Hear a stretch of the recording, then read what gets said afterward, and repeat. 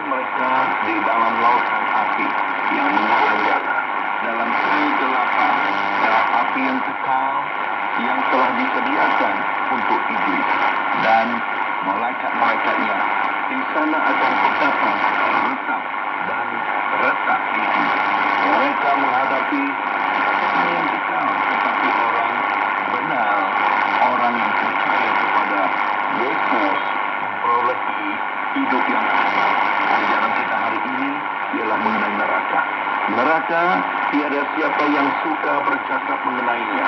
Kita tidak mahu memikirkannya. Namun, pelajaran tentang neraka adalah yang akan kita pelajari hari ini. Karena Allah mempunyai banyak perkara untuk dibicarakan.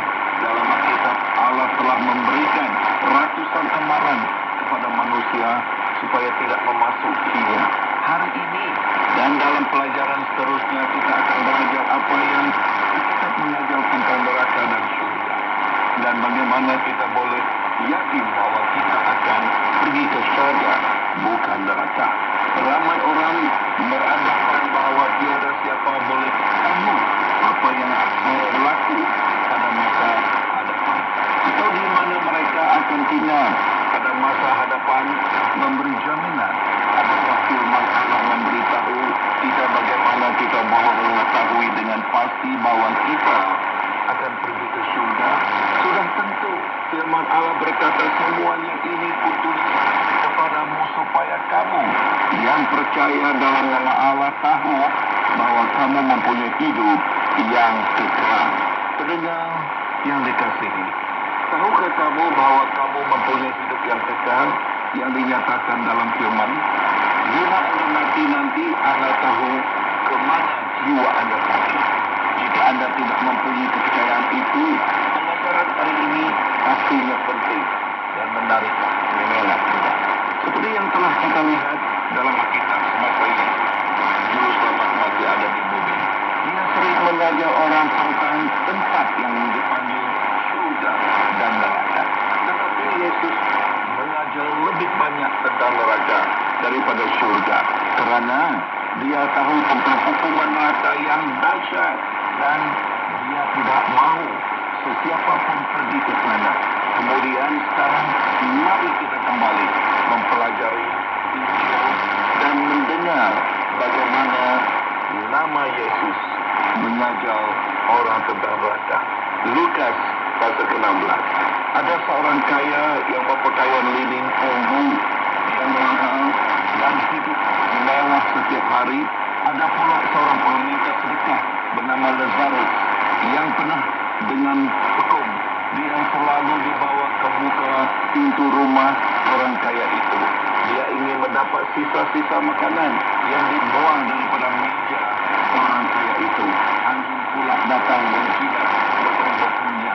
Peminta sedekah itu mati dan malaikat-malaikat membawanya ke situ Abraham di syurga. Orang kaya itu juga mati lalu dikebumikan. Mengapa penulis yang nama Lazarus pergi ke syurga dan orang kaya pergi ke neraka? Pertama sekali, bahwa menjadi miskin tidak bermakna Anda tidak akan diselamatkan, dan memiliki kekayaan yang besar tidak bermakna Anda akan binasa. Lazarus orang miskin masuk ke syurga kerana dia mematuhi jalan keselamatan yang dinyatakan oleh Allah dalam tulisan Nabi. Tetapi orang kaya itu mengabaikan firman Allah. Orang kaya itu seperti kebanyakan orang pada masa itu yang kelihatan dari luar sebagai seorang yang beragama. Mereka tahu bahawa hanya ada satu Allah dan bahawa tulisan para nabi adalah benar. Tetapi mereka berada di jalan neraka kerana mereka tidak pernah percaya kepada jalan keselamatan yang telah diwahyukan oleh nabi-nabi Allah dalam Injil. Seperti orang kaya dalam cerita ini, berseronok dan menjadi kaya adalah lebih penting baginya daripada mendengar firman kebenaran yang boleh menyelamatkan jiwa mereka. Mari kita sambung kisah ini dan dengar bagaimana nama Allah mengizinkan orang kaya yang berada di neraka itu berbuah ringkas dengan Nabi Abraham atau Ibrahim yang berada di surga. Allah mengizinkan kita mendapat kefahaman daripada perkataan yang diucapkan oleh Nabi neraka itu. Tuhan Yesus meneruskan kisah ini. Dia berkata, Lukas 16, dia menderita di alam maut apabila dia memandang ke atas nampak Abraham jauh di sana bersama dengan Lazarus. Dia berseru kepada Abraham, kasihanilah aku. Suruh Lazarus datang mencelupkan jarinya dalam air untuk menyejukkan lidahku, kerana aku sekarang di dalam nyala api ini. Tetapi Abraham berkata, anakku, ingatlah bahawa engkau telah mati yang baik dalam hidupmu, tetapi Lazarus mengalami kesengsaraan.